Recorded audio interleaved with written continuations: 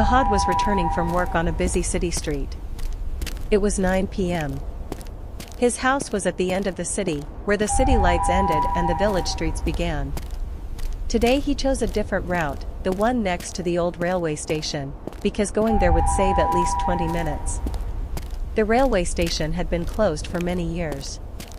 The iron tracks were rusty and reddish, the platform walls were cracked, and it was dark inside.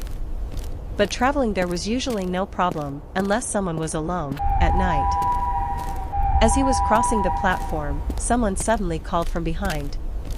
"Hey, stop." Ahad turned around, but he couldn't see anyone.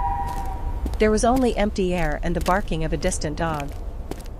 As he walked, he felt that he could hear footsteps behind him, but no one was there. As he passed under each streetlight, another long shadow, besides his own, seemed to merge on the ground, disappearing again. Suddenly, he heard the train whistle. But this line has been closed for many years. It was dark all around, yet the iron lines seemed to vibrate. There was a faint light in the distance, as if an old train was coming. Arundam was scared and left the side of the line.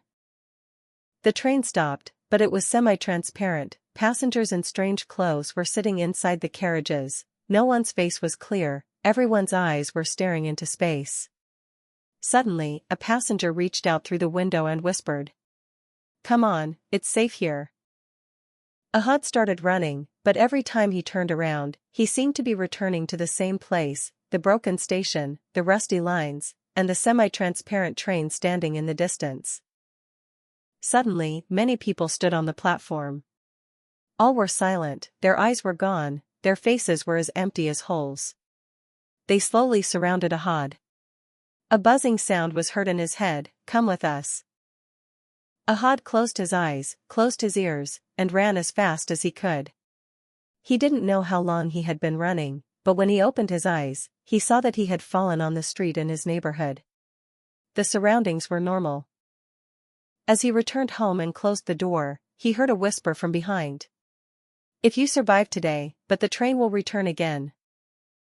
Ahad turned around and looked, the clock in the house had stopped, and a rusty train ticket was lying on the table.